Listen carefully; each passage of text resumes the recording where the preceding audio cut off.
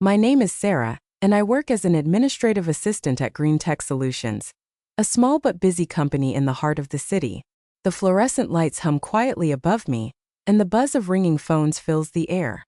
On most days, I find joy in helping my coworkers, sharing smiles, and being part of a team that feels like family. But there's one challenge that clouds my daily happiness. My boss, Mr. Johnson. He is sharp-tongued and often dismissive, making the office environment feel tense and uncertain. I sit at my desk, a lingering sense of anxiety gripping my chest. Each morning, I wonder what unexpected criticism I might face today. The thought of dealing with his harsh words weighs heavily on my mind. Yet deep down, I hold on to a flicker of hope that things can change for the better. This morning felt different.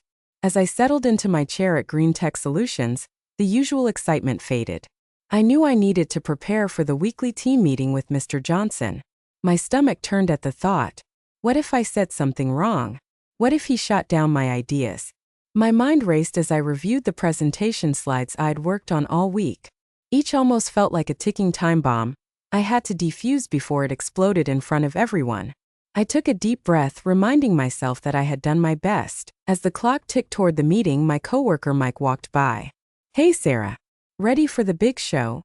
he teased, giving me a friendly nudge. I forced a laugh, but inside I felt anything but ready. "Yeah, I think so," I replied, though I wasn't entirely convinced. I wondered if Mike ever felt this kind of pressure. Maybe I should ask him for a hint on how to handle Mr. Johnson's sharp comments. But before I could think any further, Mike smiled and moved on. When the meeting started, the conference room buzzed with nervous energy. I could feel my heart pounding in my chest. I listened as my team discussed their topics, but I was glued to my thoughts. What if Mr. Johnson gets frustrated with me like last time? I hated feeling vulnerable, scared that he might find me unworthy of my position. My palms began to sweat as I prepared my notes. Finally, it was my turn to speak. I stood up and shuffled my papers, trying to ignore the way my hands trembled. "Good morning, everyone. Today I'd like to talk about..." My voice wavered and it felt like my words were slipping away. As I presented my ideas, I noticed Mr. Johnson's eyebrow twitching, and a wave of self-doubt crashed over me. Were my slides too simple? Did I choose the wrong topic? I had spent hours digging through data and crafting suggestions, now feeling foolish as I stumbled on simple phrases. "Can you share a bit more about your reasoning behind these suggestions?" Mr. Johnson asked, his tone sharp. I swallowed hard, my mind racing to catch up. These approaches can help improve efficiency," I managed, sounding far less confident than I wanted. I could see my teammates shifting in their seats, and the silence in the room grew heavier. Why did I let myself get so worked up? Suddenly, a voice broke the silence. "I think Sarah's ideas could lead to some interesting discussions," Mike added, trying to lighten the mood. I appreciated his backup, but it did little to help my racing heart. I thanked him with a small smile, feeling grateful for his camaraderie amid my self-doubt. Mr. Johnson nodded slowly. "Well, let's see if there's anything worth pursuing here." The sting of his words struck me like a blow. My stomach sank as I listened to him critique every detail of my presentation. I could hardly focus on what my colleagues said next. I felt the weight of failure already pressing down on me. When the meeting finally ended, a sense of defeat washed over me. I glanced at Mike, who offered a reassuring nod, but my spirits struggled to lift. The question loomed in my mind. Could I really succeed in this kind of environment? The days that followed the meeting were harder than I had anticipated.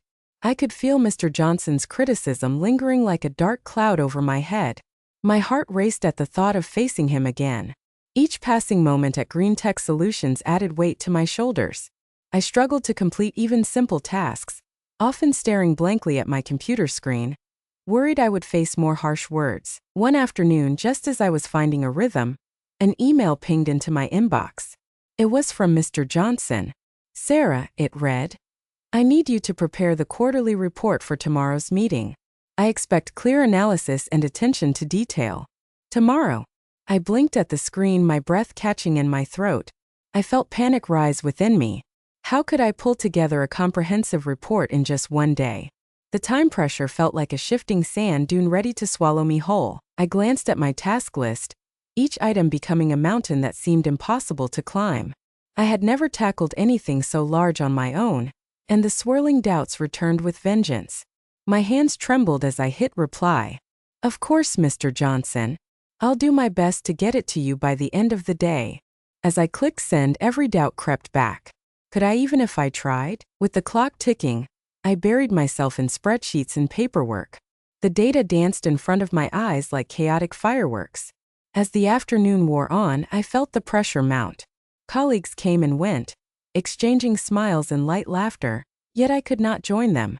My head was spinning, and frustration bubbled just beneath the surface. I desired to scream or curl up and hide under my desk. At one point, a difficult colleague named Rachel stopped by to ask questions about a joint project. "Do you need help?"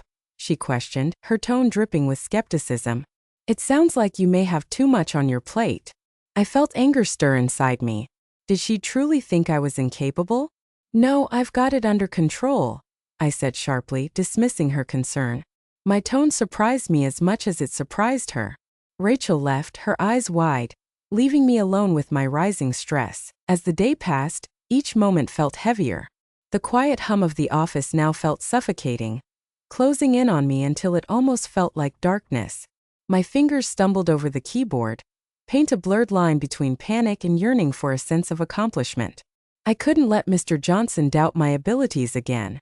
As I sat at my desk, I thought about my coworkers turning fluid matters into delicious projects, smoothly navigating pressures while breathing easy. Then it hit me like a light bulb igniting in an empty room. I needed to change my approach, to step up and tackle this challenge head-on instead of allowing fear to paralyze me. I decided right then that I would ask Mike for assistance. We had a good rapport, and he had the expertise I desperately needed. I could make this into a collaboration instead of cowering in my own stress. Taking a deep breath, I stood up, determined. I found Mike at his desk, surrounded by papers and optimistic data. "Hey, Mike, do you have a moment to help me out?" I asked, my voice steady. As he looked up with a friendly smile, I felt a new sense of confidence. This pressure didn't need to crush me.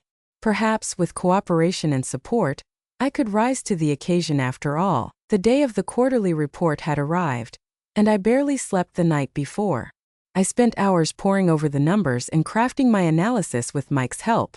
We worked late into the evening, collaborating on slides and ensuring everything was as polished as we could make it. I was surprisingly grateful for the support and knowledge he offered. But as morning came, my anxiety returned in full force. This was my moment to prove myself. As I walked into the conference room, I could feel my heart racing. The room was filled with the usual crowd, but this time, Mr. Johnson's presence felt more intimidating than ever. I took a seat at the long table, my report printed carefully on crisp paper, and so many eyes were on me, expecting something great.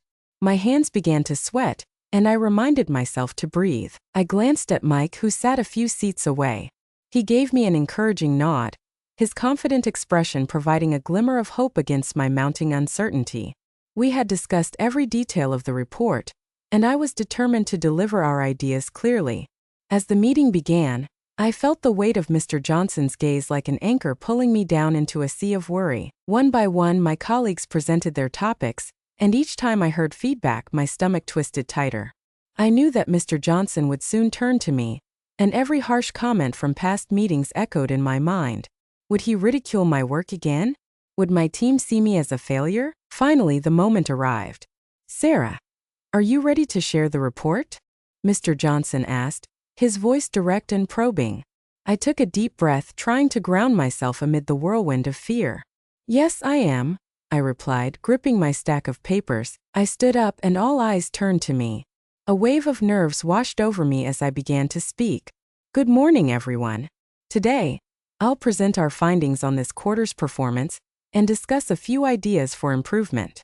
I felt my voice tremble, but I pushed through, reminding myself of everything we had worked on together. As I glanced at my slides, I poured my heart into each word, explaining the trends we observed and the strategies I believed would lead to successful changes. As I continued speaking, I could see Mr. Johnson watching closely, his usual stern expression still present.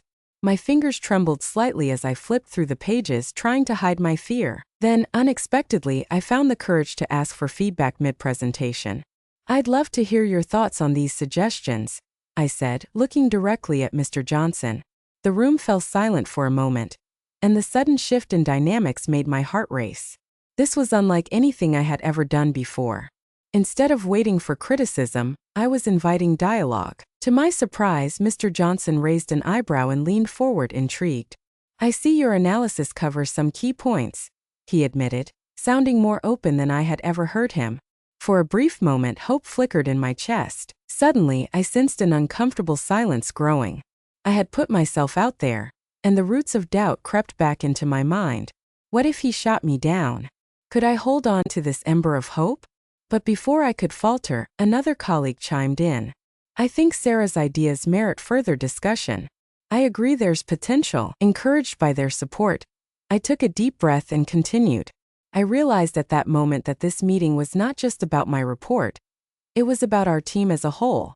This new approach, not just sharing my thoughts, but encouraging input, transformed the meeting into something constructive. With each passing moment as I answered questions and welcomed feedback, I felt the shackles of fear slowly loosen their grip on me. I was learning to trust not only my work but my colleagues. The critical moment reshaped everything. My anxiety transformed into determination, and I finally understood that I had a voice. This was my turning point. I had stepped out of the shadows of self-doubt and into the light of confidence. As I wrapped up my presentation, I could feel a change in the room. The atmosphere shifted from tense to engaged. My heart raced, not from fear, but from a thrill of empowerment. I had chosen to speak up and share my thoughts, inviting my colleagues into a conversation instead of simply standing alone at the front. Mr. Johnson leaned back, crossing his arms as he took in my words. "I appreciate your analysis, Sarah," he offered, a hint of approval in his tone that I had not expected. It's not often we see such thorough consideration from our team members. My heart soared at his praise. For the first time, I felt like I had created a bridge, not just between my thoughts and my coworkers, but also between my own past doubts and growing confidence. The discussion following my presentation was lively. My colleagues shared their insights, adding to the ideas I had presented. With each contributing thought, I felt a connection form. They valued my input. This was a relief and an unexpected joy. It was clear that showing vulnerability and inviting collaboration opened a door, allowing all of us to work together instead of viewing one another as competition. As questions flowed in, I answered each one to the best of my abilities, buoyed by the encouragement in the room. Rachel, who had pursued a difficult collaboration with me earlier, raised her hand and spoke up. "I think Sarah's approach could greatly enhance our efficiency," she said. I was stunned. She had offered praise, and not just to me but to our entire effort. Mr. Johnson nodded in agreement. "Let's integrate some of these suggestions into our next steps. Sarah, I'm impressed by how you've led this discussion." In that moment, I not only felt a rush of pride but also a flicker of transformation within me.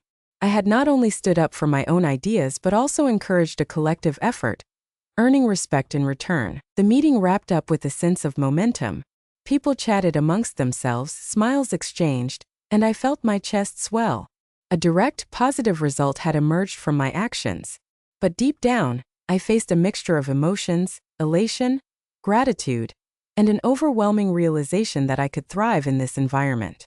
I had not merely survived the challenge, but had begun to reshape it into a rewarding experience. Yet doubt still flickered like a candle flame. The previous anxiety clung to my mind. What if Mr. Johnson made a remark that undid all this newfound respect? The possibility lingered, creating a shadow of worry. But I pushed that fear aside, focusing instead on my conclusions. A fresh understanding that I needed to remain an active participant in my own work life, not a passive observer. As the team began to disperse, Mike approached me with a proud grin. "You did it, Sarah. See, you have a voice here." His enthusiasm warmed my heart. Perhaps all those moments of uncertainty were leading me to this realization. I was not alone. I took a breath, feeling a newfound sense of belonging in this challenging workplace. I began to grasp that stepping out of my comfort zone was the key to unlocking respect. As everyone filtered out, I remained in my seat for a moment, collecting my thoughts. I had learned a vital lesson that day. Embracing vulnerability and accepting collaboration can transform not only how others see me, but also how I see myself in my work life. More than I imagined, I was ready not just to face challenges but to embrace them as opportunities for growth. both personally and professionally. After the meeting, I couldn't shake off the adrenaline that coursed through me as I walked back to my desk. My heart still raced, but this time it was not from fear. It was from exhilaration and relief. I sat down, inhaling deeply, allowing a smile to creep onto my face. I had done it. I had stepped up, spoken out, and brought my team together. It felt like I had crossed a bridge I never thought I could. As the day continued, I found myself reflecting on the learning I had gained from the experience. Every positive reaction was a warm reminder of my own capabilities. This was a new feeling of confidence that I hadn't known I possessed. Just then, Mike stopped by my desk, casually leaning against the edge. "You really shined in there," he remarked, his tone warm and supportive. The sincerity in his voice made my heart swell. "Thanks, Mike. I was really nervous at first," I admitted, glancing up at him. But then something clicked. I realized it wasn't just my report anymore. It became about us all working together. Mike nodded, his expression encouraging. "That's exactly it. You opened the door to collaboration, and they appreciate that." "We all do." As I considered those words, I began to see how powerful my decision had been. I had been so focused on my own fears from earlier that week, I had missed the win-win potential in teamwork. My boss's feedback, while initially daunting, had been an opportunity to grow. I realized that my voice mattered, not just to me but to everyone around me. It was a thrilling thought. I grabbed my coffee and decided to take a walk around the office, letting the reflections wash over me. I spotted Rachel in the break room, discussing project ideas with another coworker. Their laughter traveled across the room, and the tension that had once existed seemed to dissolve. Mustering my courage, I approached them. "Hey, Rachel," I said. "Do you have a moment to chat about our project? I'd love to hear your thoughts." Her surprise quickly turned into a smile. "Of course, Sarah. I think your analysis has given us a solid foundation to build on," she said enthusiastically. The respect I previously doubted was now apparent, and excitement filled me at the prospect of ongoing teamwork. As we exchanged ideas and suggestions, I realized how valuable open communication was, not just getting respect but also giving it. In the following days, my confidence continued to grow. I found myself actively participating in meetings, excited to offer my perspective. I stayed in touch with Mike and Rachel, often collaborating on projects that built a sense of unity within the team. These were experiences of true camaraderie that I cherished, and it was transformational to notice how people responded positively to my input. Each time we gathered to brainstorm, I could contribute in a way that fueled my passion while encouraging others. I no longer feared Mr. Johnson's critiques, but instead anticipated constructive feedback that would help me grow.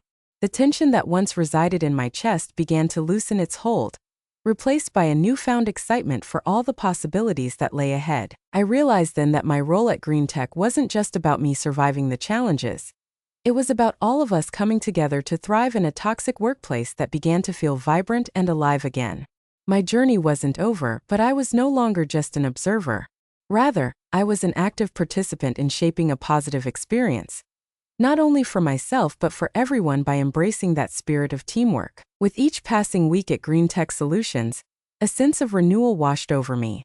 I began to embody the lessons I had learned during the intense presentation and its aftermath. My confidence grew steadily, and it felt as if I was evolving right before my own eyes. Every meeting became a new opportunity to share my insights, and instead of holding back, I leaned into the discussions. One morning, as I prepared for our weekly team brainstorming session, I took a moment to reflect. I had become excited about sharing my ideas rather than fearful of what others might think.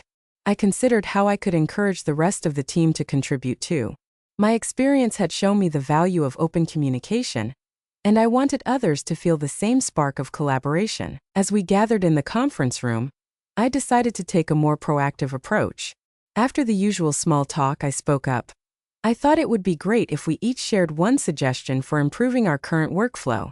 A wave of surprise passed over the faces of my colleagues. I felt nervous but also energized.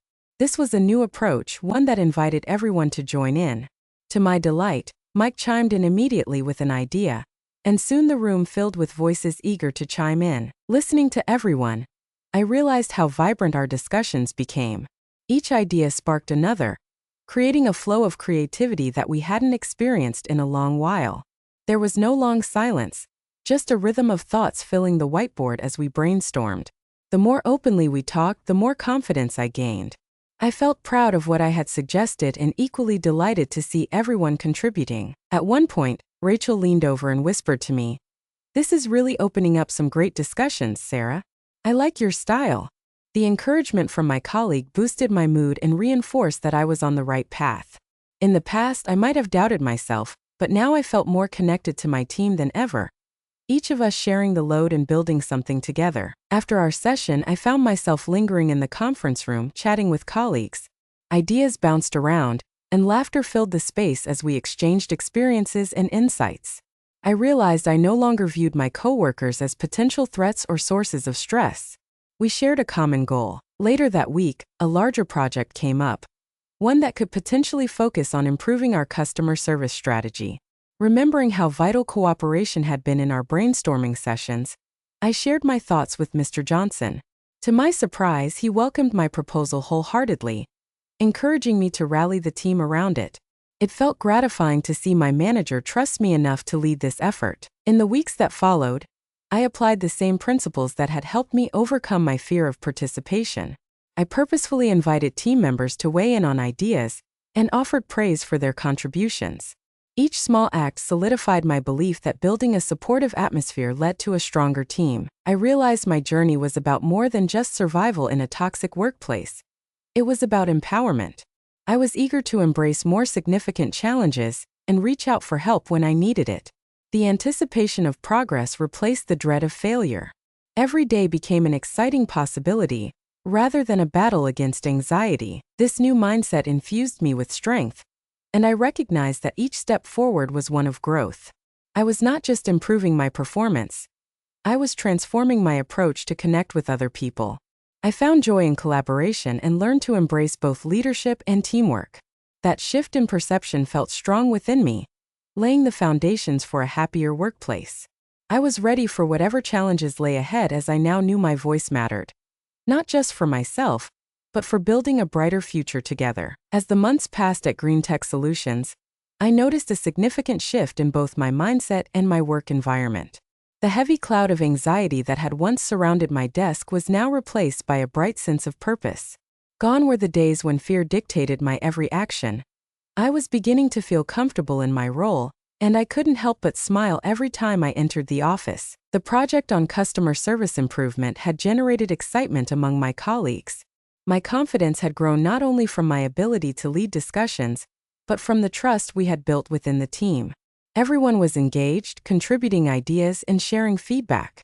As we worked together, I watched as our efforts began to pay off, leading us to improve not just internal processes but also the satisfaction of our clients. One afternoon, as I reviewed the latest outcomes from our strategies, I received an email from Mr. Johnson. He requested to meet with me about the project. My heart raced, but this time it wasn't anxiety that gripped me. It was anticipation. I welcomed the opportunity for dialogue. When we met, he expressed appreciation for my leadership and highlighted how much the team had grown through collaboration. His acknowledgement felt like the culmination of all my hard work. I was no longer just a passive contributor. I was leading positive changes. That evening, I walked home feeling lighter than air. I reflected on how far I had come since that first meeting when my confidence had wavered. Now I held my head high, proud of the journey I had undertaken. I no longer waited for others to acknowledge my contributions. I started recognizing my value and responding to challenges with an open heart. I made it a point to check in with my colleagues regularly, fostering a supportive environment. If someone seemed unsure, I would approach them, reminding them that their perspective mattered as much as anyone else's. One day, I noticed a new intern struggling with a presentation. I offered to help. "You've got great ideas. Let's work together to showcase them," I said, and immediately their eyes lit up. Helping others wasn't just fulfilling. It continued to reinforce what I had learned about the importance of collaboration. As I supported my peers, I felt my own skills strengthening as well. I watched each of them flourish and become empowered in their roles, and this realization filled me with warmth. I continued to seek feedback from others, including Mr. Johnson, aiming to learn and grow. I understood that growth was not only about achieving goals, but also about embracing my own imperfections. When constructive criticism came, I took it as a gift, a chance to learn and evolve into a better professional. I learned to approach challenges with curiosity instead of dread. Although I wasn't perfect, I no longer felt like an imposter in my position. I recognized that I had every right to be there, contributing my voice alongside those of my colleagues. The ugly knot of fear had eased, replaced by a calm determination. As I looked forward to future projects, I felt a new sense of optimism. My experiences had shaped me into a person capable of both inspiring others and facing challenges head-on. Whenever I felt doubt lurking around the corner, I reminded myself of all I had accomplished. With each opportunity that presented itself, I was ready to step forward, confident that together we could create an environment where we lifted one another up.